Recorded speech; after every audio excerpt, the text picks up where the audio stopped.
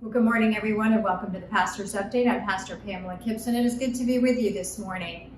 I am standing in the chapel, and if you've never been in the chapel at Fairfax, it's adjacent to the sanctuary, and it's just a beautiful, intimate, meditative space that has these lovely windows that I wanted to share with you this morning. We have some exciting news. We are coming back to communion as a church. If you are coming for in-person worship, you will receive communion on the first Sundays of the month. We'll go through the liturgy as usual, and on your way out the door, you will receive an individually packaged bread and wafer that you can consume once you get outside. And this is exciting for us to be able to participate in communion again. And if you're online, you will also be able to participate in communion. The bishop has just approved us during these pandemic times of separation to offer online communion to all of our members and viewers. And this is a great opportunity to be reminded of God's love and God's forgiveness and God's grace. And so you are invited to have juice, and we encourage you to find grape juice or any juice that will do, and also bread that reminds us of the bread that Jesus broke. And after we do the communion liturgy in the worship video online, we will cue you and you can consume the bread. And when we cue you for the cup, you can consume the cup. This is such an exciting opportunity for us to be one church family on a Sunday and to be reminded of that sacrament that God instituted through Jesus Christ for all of us to be in deeper relationship with Him.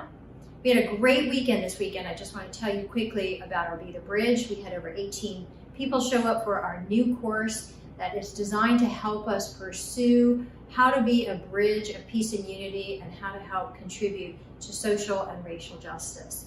We shared lots of stories. We talked about our histories. We were able to hear testimonies of longstanding members of this church of what they had experienced in the world. And we learned how we might grow and see things with new eyes and be God's advocate for justice and of all sorts. So we invite you to join us on Saturdays at 10 under the portico with your mask and your chair, or we can provide a chair.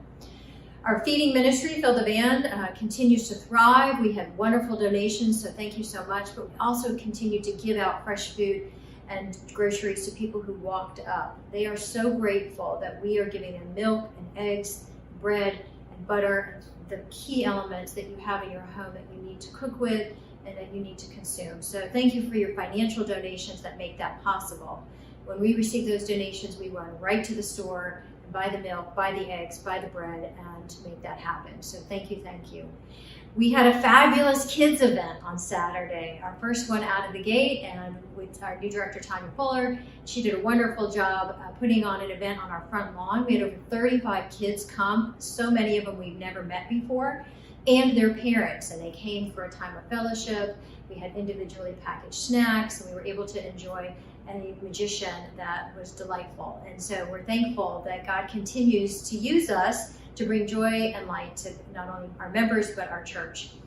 On Sunday morning, we had a great worship service. We had over 65 people come, and we just were delighted that everyone complied with all of our social distancing guidelines.